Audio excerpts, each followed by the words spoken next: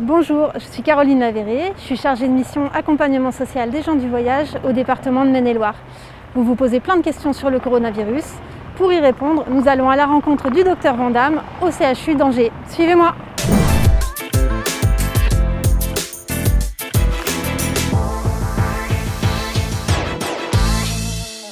Bonjour, je suis Yves-Marie Vandamme, médecin infectiologue au CHU d'Angers. Docteur, c'est quoi exactement ce coronavirus? Il n'y a pas un, mais plusieurs coronavirus. Il s'agit d'une grande famille de virus respiratoires qui donnent différents types d'infections respiratoires.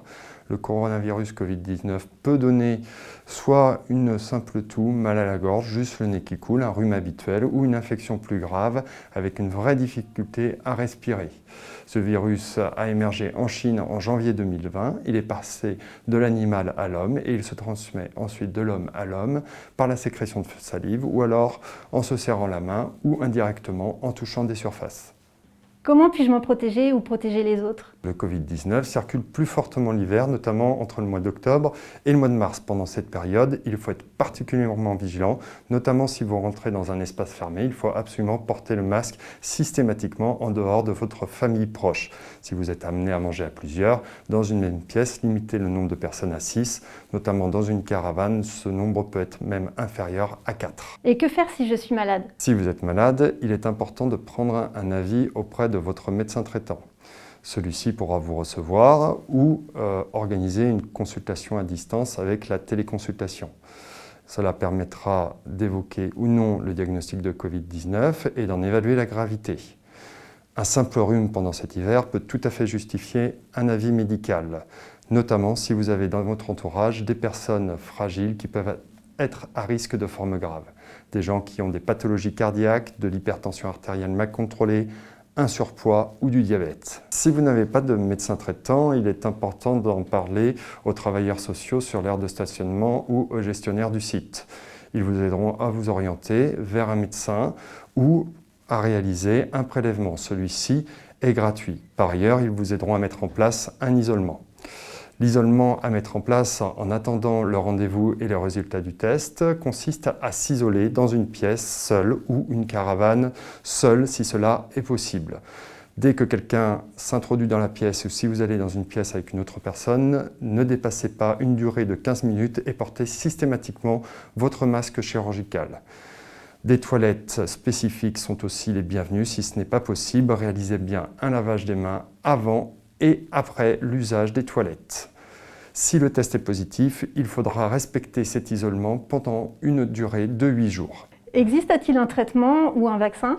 Il existe plus d'une centaine de vaccins actuellement à l'étude, mais aucun d'entre eux n'est utilisé pour le moment pour prévenir l'infection.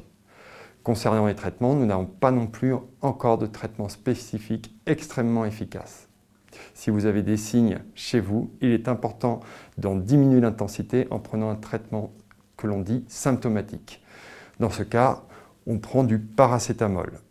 Il convient par contre absolument d'éviter la prise d'anti-inflammatoires non stéroïdiens que l'on appelle l'ibuprofène. Si vous êtes essoufflé, il est alors important de recevoir de l'oxygène et dans ce cas, vous êtes admis à l'hôpital pour pouvoir recevoir ce traitement et être surveillé de près. Et qui peut m'aider? Le médecin traitant est la bonne personne à contacter en premier recours. Elle connaît très bien les signes de la maladie, elle peut vous orienter pour réaliser le dépistage. Enfin, s'il existe des personnes qui vivent auprès de vous, elle réalisera la recherche des cas contacts et les dépistera aussi. Les gestionnaires sur le site et les travailleurs sociaux que vous connaissez ont aussi été formés au CHU d'Angers et connaissent bien les signes de la maladie et les réflexes à mettre en place, notamment là aussi s'il le faut, pour rechercher les contacts à dépister autour de vous. Et sachez qu'il existe une équipe mobile au CHU d'Angers composée de moi-même et du professeur Clotilde Rouget-Maillard, ainsi que de 2 infirmières, Adèle et Lydie. Cette équipe a pour but d'accompagner les travailleurs sociaux sur le site afin de rechercher avec eux les contacts, proposer et organiser les dépistages et mettre en place les isolements adaptés pour chacun d'entre vous. Docteur, le coronavirus est-il dangereux pour les enfants?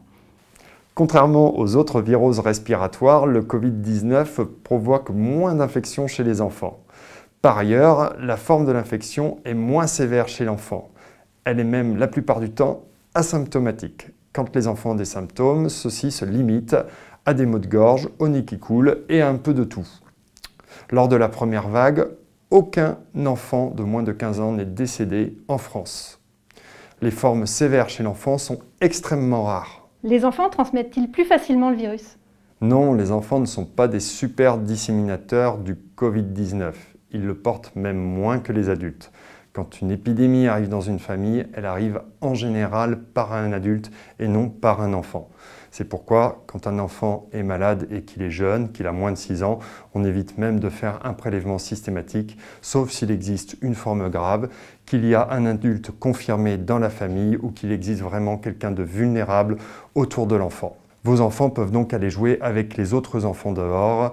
Ils n'attraperont pas le coronavirus et ne le dissémineront pas. De même, vous pouvez les envoyer à l'école. Le risque est extrêmement limité.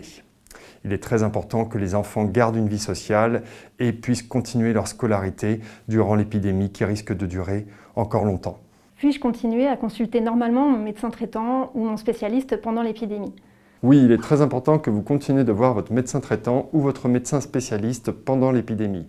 Si vous avez des signes de Covid-19, ils se sont organisés pour vous recevoir sur des horaires spécifiques ou des salles de consultation dédiées.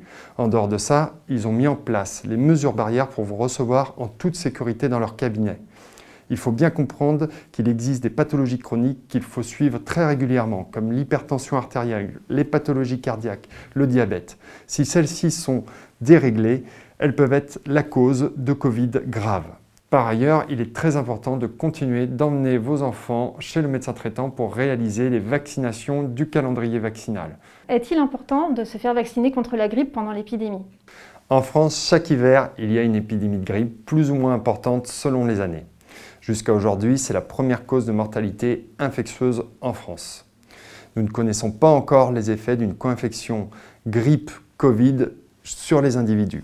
De même, quelqu'un qui pourrait attraper la grippe pourrait être plus fragilisé et pourrait développer une infection par le Covid plus grave ensuite. Enfin, la vaccination contre la grippe est un moyen de limiter l'épidémie cet hiver et donc la mise en tension de nos hôpitaux mis déjà en difficulté par l'infection Covid-19.